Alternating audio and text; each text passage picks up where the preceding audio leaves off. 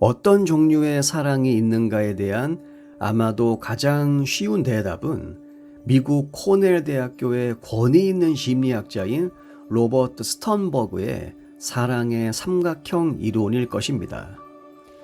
스턴버그에 따르면 사랑을 이루는 세 개의 독립적인 구성 요소가 있으니 그것들은 친밀감, 열정, 그리고 헌신이죠.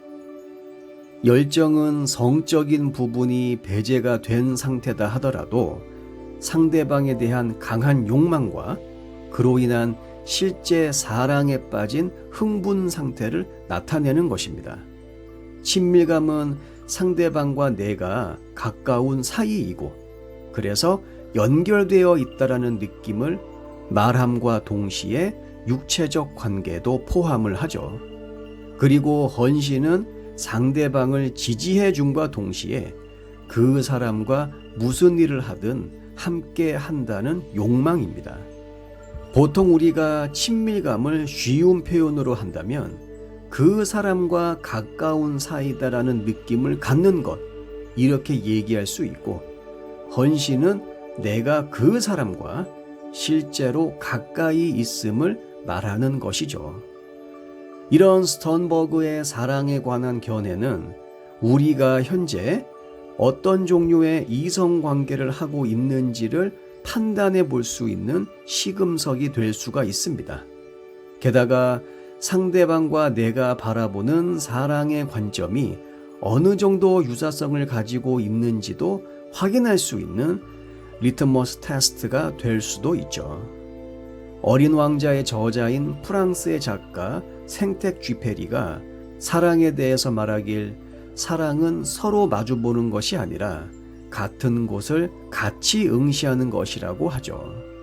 서로 같은 방향을 바라보면서 연인 관계를 이어나가고 있는지를 우리는 중간중간 반드시 확인해야 합니다. 우리가 흔히 이야기하는 푹 빠진 사랑의 경우 열정은 높지만 친밀감이나 헌신도는 조금 낮은 경향을 보이죠. 반면에 로맨틱한 사랑의 경우 상대방에 대한 헌신도는 낮지만 열정과 친밀도는 높습니다. 그리고 동반자적인 사랑은 높은 친밀감과 헌신도는 있지만 열정이라는 영역에서는 낮은 경향을 보이죠. 헌신으로만 이루어진 사랑의 경우 높은 수준의 열정과 헌신은 있지만 친밀감은 결여된 사랑이라고 말할 수 있습니다. 이 세 가지 영역에서 골고루 높은 점수를 가지고 있다면 우리는 그것을 완전한 사랑이라고 부를 수 있죠. 물론 사랑이라는 감정을 이렇게 구분지어서 말하는 것이 조금은 억지스러울 수도 있지만 스턴버그가 말하는 요점은 사랑에는 조금씩 다양한 형태가 있을 수 있다는 것이고 그저 남들이나 따라하는 천편일률적인 사랑이라는 것은 구태여 우리가 추구할 필요가 없다는 것입니다. 하지만 이런 스턴버그의 사랑에 대한 견해를 통해서 우리가 반드시 확인할 것은 상대방에 대한 나의 사랑의 감정이 인정을 받고 있고 뿐만 아니라 합당한 반응을 상대방이 나에게 보여주고 있느냐를 가늠해 보는 것입니다.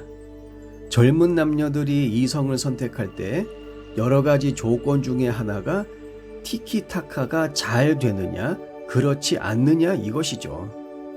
이때 말하는 티키타카는 거의 대부분 의사소통을 중심으로 이야기합니다. 하지만 그보다 더 중요한 것은 감정의 티키타카죠.